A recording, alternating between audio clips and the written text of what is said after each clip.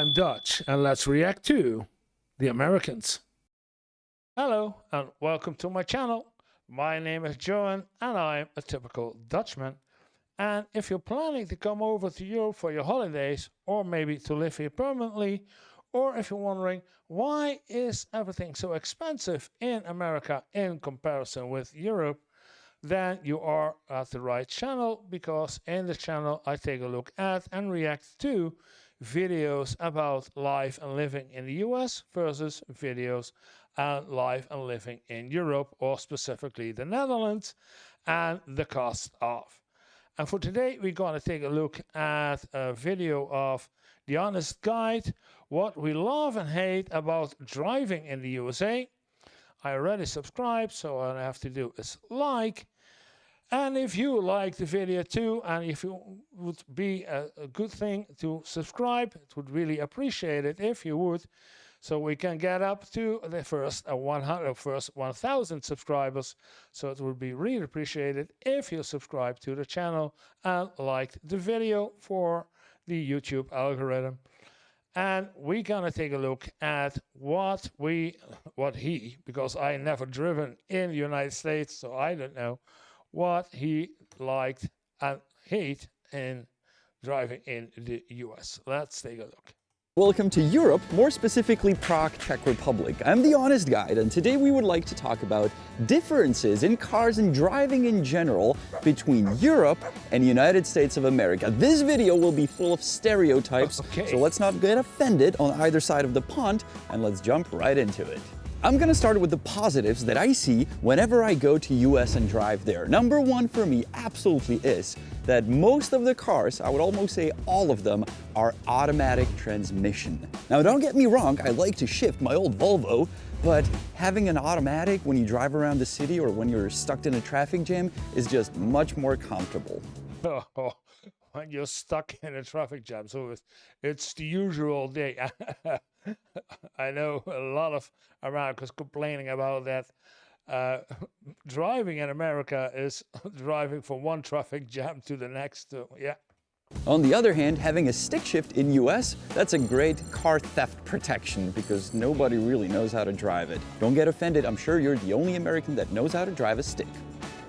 Probably the best thing about driving in US, and it's been popularized by Jeremy Clarkson on Top Gear, is the fact that you can make a right turn on a red light.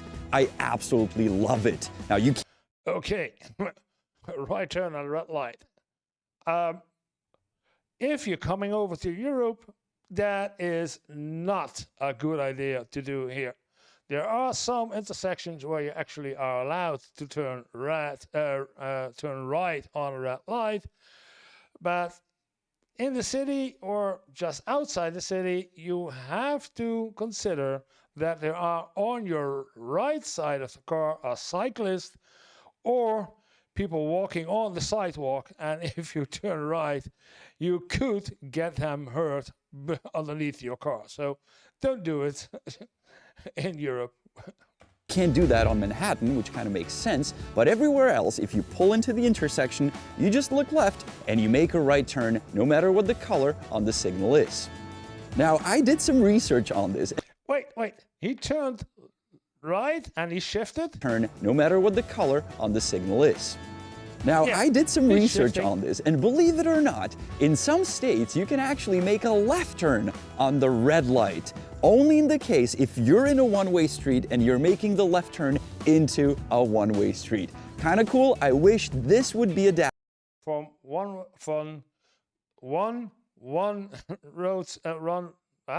direction street into another one-way street. Yeah. Adapted the right turn on red to everywhere in Europe, in all the cities, because it really does make sense. No, it does not. Sorry, but if people are gonna do this, then we have some problems with the people on the bike and people crossing the street on the sidewalk. So it's not a good idea. I don't know why he's saying this, but it's not a good idea to do this in Europe everywhere.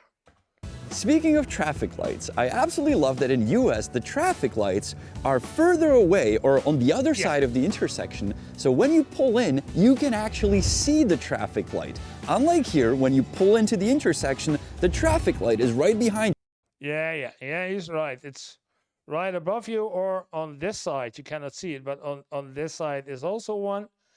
And then, yeah, it could be that you're too close, so you cannot see what's on the traffic light. But this one, the top, is meant for the cars behind you.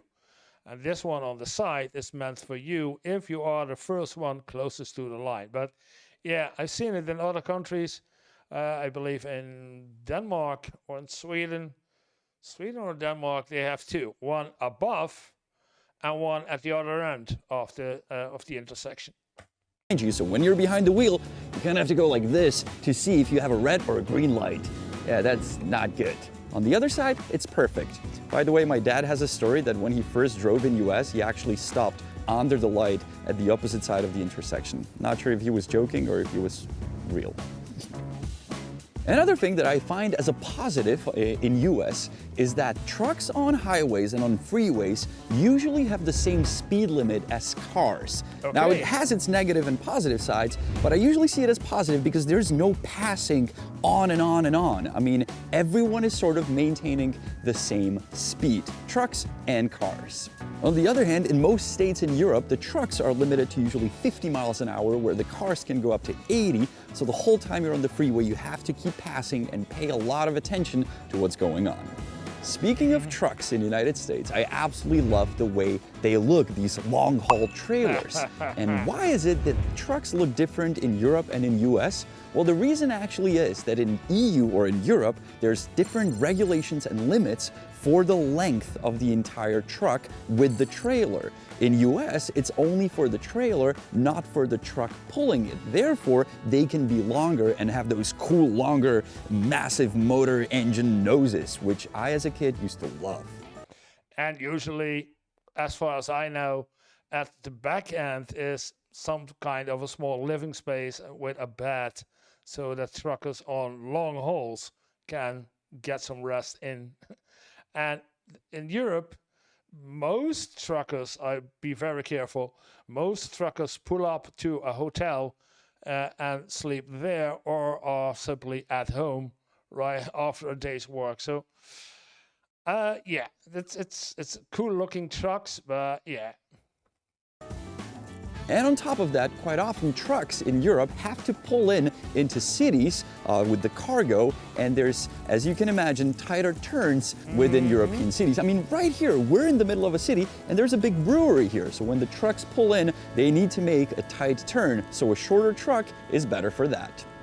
Yeah, it's really true. It's in Europe, we are the older cities, and when most of the older cities, but in the inner cities, the cities were built based on having a horse with a horse trailer, and that's it. So they were not prepared for cars, let alone for trucks or big trucks. So yeah, it's wise to have some smaller trucks, and you see smaller trucks to do all this tight turning and trucking. Yeah.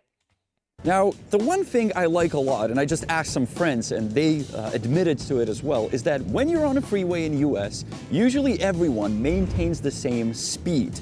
Now, I understand that if you want to go crazy faster, you're not going to be able to, but from a calm driver perspective, I kind of like that. Unlike in Europe, especially in some states, you always find crazy people that just want to go crazy fast. So again, cruising on the freeway in US is much calmer. I mean, you still have to pay attention, but much less than in Europe, where you're passing a truck and behind you is a guy who wants to go 100 miles an hour, then you pass the truck, then there's another guy who wants to go 120 miles an hour. In US, like everybody's going 75 and you're just kind of cool.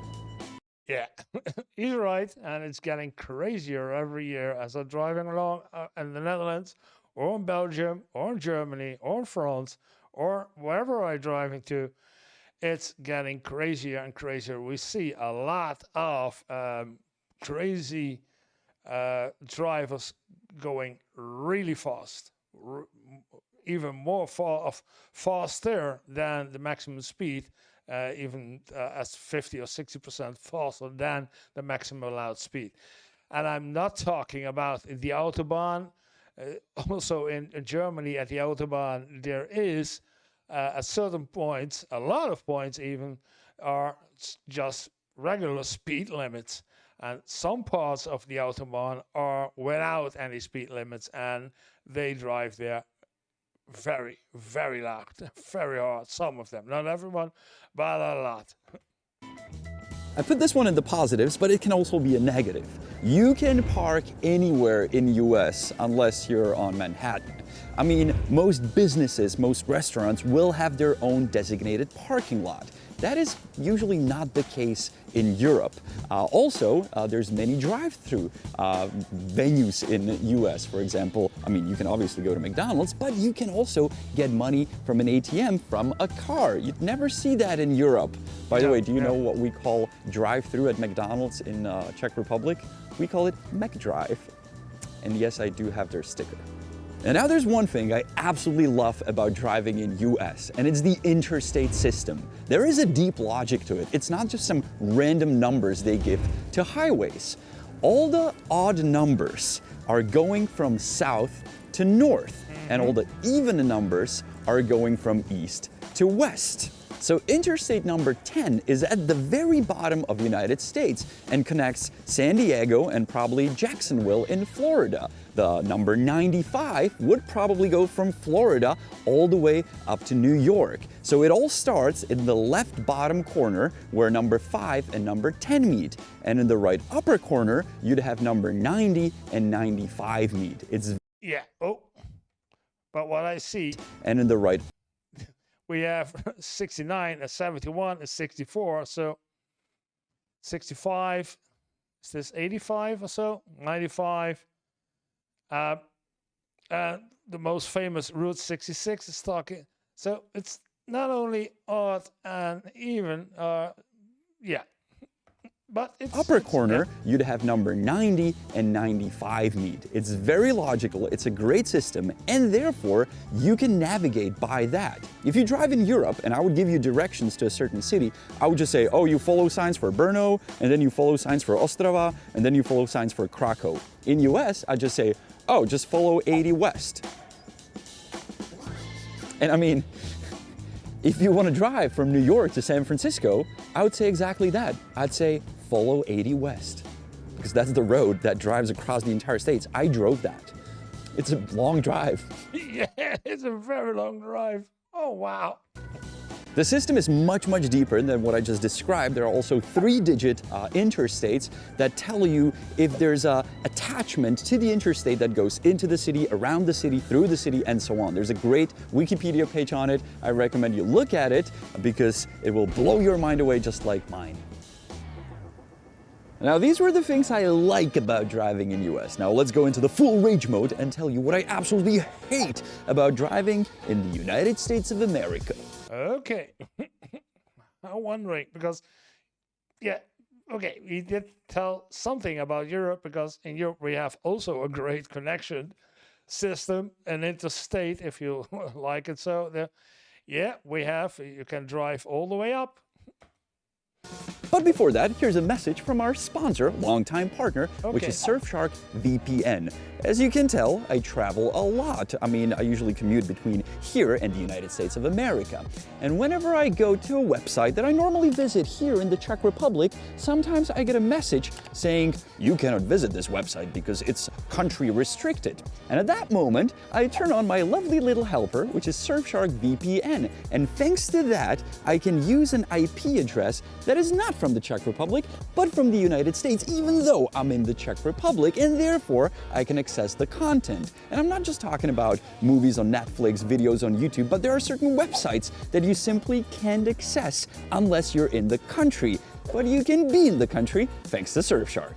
Now, Surfshark is our long-term partner, and we have something for you if you want to try the service. We'll give you 3 months completely for free and 85% off on top of that if you use our code HONESTGUIDE, or if you scroll a little bit under the video in the description, there's a link that you can simply click. Me and Honza use the service, and we absolutely enjoy it. Yeah, and if you want to do, feel free. use their link. I don't have affiliation though. Use their link to get your free moment. Now, the first thing I dislike about US is usually very low speed limits, especially on the freeways, on the interstates, where it ranges from 65 to 70, 75. Here in Europe, it's usually, I mean, in our state, it's 80 miles. In bordering Germany, there's no limit at all. But also the freeways are in much better shape here. I mean, they're straight, they're fast, they have fences around so nothing jumps into your way. And speaking of speed limits, there's the other thing in US that it always has to be posted. And if you just miss the sign that was telling you what the speed limit is or was, you don't know how fast you can go. In Europe, every state has 3 speed limits: within the city, out of the city, and on the highway. And there will be a sign that will tell you once you enter the state. Therefore, you don't have to look for a speed limit sign. Yeah, it's true. In the city, 50, and most of the cities are, this is 50 kilometers an hour. So roughly 30 miles an hour, roughly, in the city. So whenever you are in a city, it's 30 miles an hour. On the outside of the city, and I see Germany has 100, and 80 in France, and 70 in, I don't know what is it, Seville, I don't know which this nation is. The name Seville, I don't know. In the Netherlands, it's also 80, like in France. And then on the Autobahn, or the highway, or the freeway, it's 130. And this one is 110. So, yeah. That will tell you once you enter the state. Therefore, you don't have to look for a speed limit sign because you know that here it's 50 kilometers in the city, 90 out of the city, and 130 on the freeway. Speaking kilometers, just to be clear. Remember how I said it's positive that people just kind of cruise along the freeway and everybody goes at the same speed? Yeah, it's cool up to the point where you want to pass someone. I mean, I hate how people in US don't know how to actually use the freeway. The left lane is for passing, not cruising. I mean, there's signs in US that tell you that. Left lane for passing only. Everybody ignores that. You get a person sitting in the left lane doing 60 miles an hour and they're like, I don't care, I'm just gonna be here. Usually doesn't happen in the European states if they have 3 lanes. Yeah, usually, and if you do, you get someone behind you remembering that you have to go to the right. And that remembering can be with flashing lights, or simply drive all the way up into your into the back of your car and then say, yeah, move, move, move. Yeah, and there are people who simply say, if you stay on the left, then I go past you by the right. They're also right. If somebody really don't want to go to the left when there is room, go to the right, when there is room enough to go back to the right lane, then they will pass on the right. I mean, now in the Czech version of this video, people will be like, that's not true. Everybody's sitting in the left lane. Not as much as they do in the US. Now, the next one I'm sure will be positive to some, especially the people living in those states, but I just find it crazy from a European's perspective. And that is the fact that in actually not few, a lot of US states, you don't need a technical inspection for your car. I mean, as long as it rolls, you can drive it around. So you see cars that are missing bumpers, that are missing doors, that are after a car accident, and they're just driving along. My car is in a beautiful shape, and I can't even drive it to German cities because it wouldn't pass the emissions. And I'm wishing for it to pass the future technical inspection. So here in Europe, it's very, very strict. In US, in Florida, what? You can drive that in Florida, easily. No, you won't.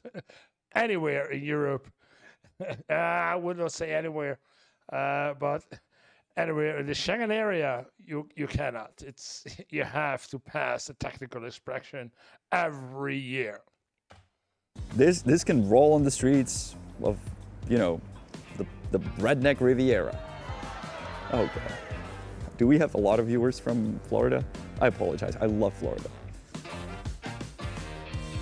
Well, I guess if you use enough duct tape, it's gonna hold. Another interesting one from my point of view is that all the signs, all the road signs, or at least most of them in US, are written in text. On the other hand here, they're all symbols. And the reason for it is obvious. If I drive 2 hours that direction, I'm gonna be in Germany. 4 hours that direction, I'm gonna be in Poland. 5 hours that direction, I'm gonna be in Hungary. And they all speak different languages. Therefore, you need a symbol. In US, you can drive for 3 days straight and you're gonna still speak the same language, so you can simply put up a sign that says... Yeah, in English, but if you look at the amount of text that is on this sign and those two signs, while you're passing by, you need to see and read this very fast. And if you're a foreigner, and even if you know English, this is it's too much text on one side, and these are two sides. It's too much, yeah. Says no parking and not a special symbol that explains to all of us in Europe that we cannot park there. And I can imagine some Americans driving here can be confused. Like, do you know what this means? Or this sign? Yep. Yep. It's a triangle with the top pointing up. This is an up pointing triangle. So this is a warning. And this warning sign says it's somewhere in danger. Yeah. And around it, sign, round it with a red border means another warning means prohibit, and this is no cars prohibited, and this is 30 kilometers max speed, 70 kilometers max speed, and this is of course the famous stop sign. Yeah. Now let's talk about gas. Gas used to be really cheap in US, not really the case now. It's around, what, $3.70 a gallon is the nation average. In California, you're looking at $6 a gallon, which, by the way, is the price we are paying here in Europe for a gallon of gas. But the one thing that always strikes me is when you go to pump at a gas station and you have to prepay. What? Why? I pump first, then I go pay. Not the other way around. Like, do you go to a restaurant and you're like, yeah, I'll have a burger and a Coke? First you pay, then we may bring you the meal to the table. Doesn't make any logic to me. Now, yeah, okay. But it is in the United States, as far as I understand, that there's a lot of theft. So, yeah. If the argument is that people would pump the gas and then flee away, I mean, people don't do that in Europe. Occasionally they do, but it's not like everyone does it. I don't know, just don't understand it, and I hate it. Yeah, then we have your license plate number, because there are cameras. Now you have a license plate number, and they will track you down, and you still have a problem. So, and usually it means a 150 or even more extra on the gas price. So, just gas and pay. That's right. Yeah. And here's the main reason we hate it as Europeans, which you will never face as an American. As a manager, the further you get from hands-on work, the harder it is to stay in control. Monday.com just completely solves that. Using our European cards in US can be a struggle. I mean, quite often we get asked for a zip code when we pay with our European card. Well, I just put in 90210 and it always lets me through, even though it's a security issue, security thing. No, it's not. It's just, I don't know. I don't know if like American companies didn't realize that, oh, there's cards in Europe that we have to accept. I didn't know that. Yeah. The other topic I want to talk... I didn't know that. Okay. Entering your zip codes, but I'm not from America. I'm a European. About. There are videos on YouTube that talk about it for hours and hours. I'll just quickly mention it. This is a turn signal, and turn signal is yellow, not red. It should not be red. Also, BMW drivers, voila, yeah, you have it in your car too. Why is it important that it has different color than your brake light? Because you can mix those up. For example, if you're driving behind a car and one of his brake lights is out and he uses the brake, is he signaling? Or is he using the brake? And now if you're saying, well, that never happens. Well, I was just a week ago in New Orleans. A car in front of me was driving, he was hitting the brake, And I wasn't sure if he's signaling or if he's, hitting the brake. Also, the car was in a shape that it would never be allowed to drive on European roads. Yeah, and as far as I can see, there was no license plate on it. But please remember, turn signal should be yellow, not red.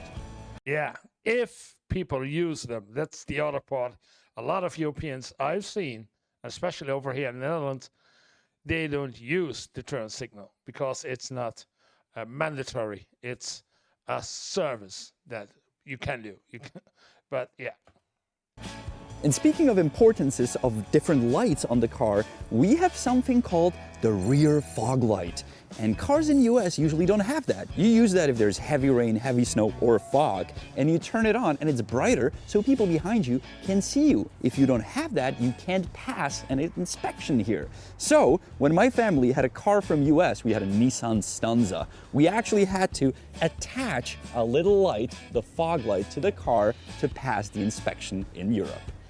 Now, if you come as a driver from Europe, but it's a Nissan, so it should be from Japan, and it should have. But okay. US, one thing that will struck you the most are stop signs. They're everywhere. And I mean, there's even stop signs all around the intersection, so-called the four-way or all-way or three-way stop sign, where everybody pulls in. They all have to stop and sort of look at each other like, who's gonna go? Well, the biggest car, the one who came the first. And since you have stop signs everywhere, people tend to not really ignore them, but not stop, not fully stop. If there's a stop sign in Europe, it usually indicates that the intersection is dangerous and you have to stop. So I can't... Yeah. It's really advisable to actually stop at a stop sign. I can't recall too many stop signs from where I live, but if I come across one, I'll stop and I'll make sure to look a lot before I go because it's a dangerous intersection. In the US, it's like, no, a stop sign, stop sign, stop sign, stop sign, stop sign. And people just go like, yeah, I'll just go slowly, right? You know, people do that. Yeah, and for the people of the United States wondering, how do they organize then when four people or three cars getting at an intersection with no stop signs on it? Yeah, it's called an open intersection, and that means that the one who is on the right has right of way. So now all the Americans go, no, we all stop at stop. No, you don't. That being said, there's also intersections where you don't have any sign at all. And from what I know, or from what I heard, simply if there's no sign, you can just go because the other person has a stop sign. That would never be the case in Europe. You always need to have a sign to indicate you're on the main road, therefore you can go. Because if there is no sign, you have to give right of the way to the person from the right. Yeah. So if there's an intersection in the middle of nowhere, it's not going to have any signs. You simply have to look to your right, and if there's a person coming, he has right of the way. Yeah, and if four people are at an intersection all at the same time, then depends on who's going which way. Is then before the one who's going straight through has right of way because before someone who turns into another lane. So yeah, it's more complicated, but yeah. I do have a weird story with a stop sign. It wasn't a sign on the road, but it was a stop sign on the school bus. And I knew that you can't pass a school bus or you can't go around it. But I was driving and the school bus was coming towards me and it stopped and it pulled out the little stop sign. And I just didn't know if I should or shouldn't stop. So I stopped. And then I saw one kid jumped out and he kind of walked to his house. So I slowly crawled. Oh boy, that was a mistake. This one mother just started yelling at me like crazy, like, you want to kill my kid? I'm like, no, I was going like literally an inch an hour speed. So I didn't know, so I apologize. Since then, I fear school buses like crazy, man. I see a school bus, I just stop. So it's stop for both directions, not only behind the bus, but also when you're, okay, yeah. Now this is a mirror. Most cars are equipped with those, but I have... Okay. Yes, and we're talking about what? US mirrors suck? The feeling, and correct me if I'm wrong, that they're very different in US. And when I say different, I mean worse. Because our mirrors have a little curve at the end, so you can see more around your car. In US, they usually don't have that, and you sort of see like a narrow path. So the moment when a car is next to you and it's in the dead angle where you can't see it, it's much larger in US with their mirrors, unlike our mirrors that see more. This is a I didn't know that. car I drive here in Europe. I rarely drive it, to be honest, but it is a big, big car Yeah, it's a large Volvo. from our perspective. Yeah. If you take it from the perspective in US, oh, it's that small little station wagon. No, it's big. When I go to US, I usually drive either a Suburban or a Chevy Tahoe, and those cars are massive. Now, I think that's a negative.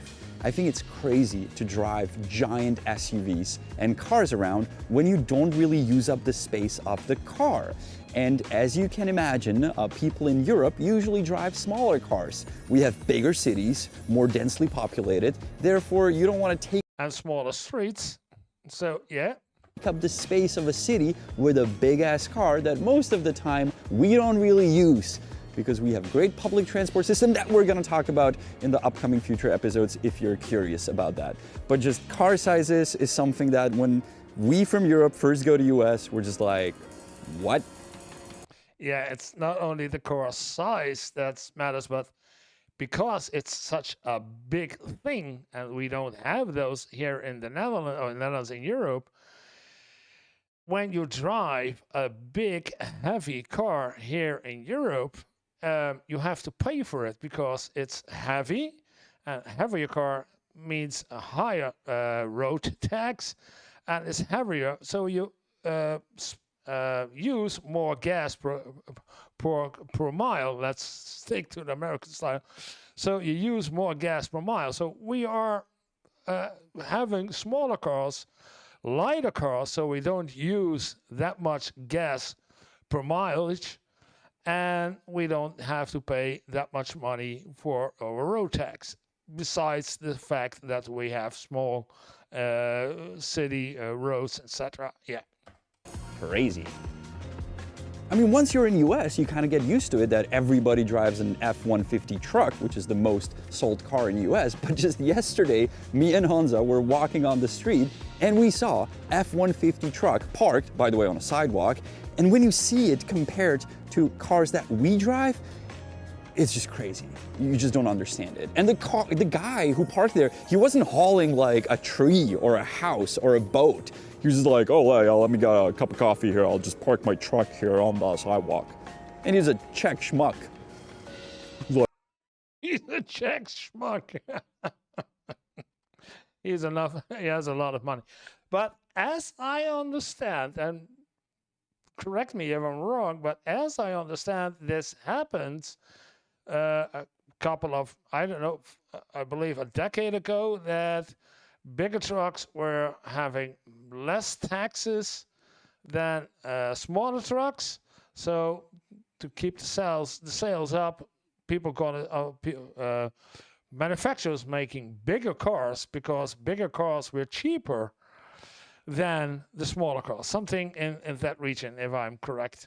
Like, look at me driving a big American car. Oh, poor guy. Whenever there's a car-related topic, people get offended. Please don't. This was mostly my perspective and my friend's perspective on the driving in Europe and US. It differs state by state, so I cannot talk for the entire Europe, and I can't talk for the entire United States. The laws differ here, and so on. So I'll be more than happy if you're from the States or if you're from Europe, if you can write your opinion on that. And I also hope somebody will do like a reaction to what we're saying from the other side of the pond. From the other side of the pond, because I'm doing a reaction right now.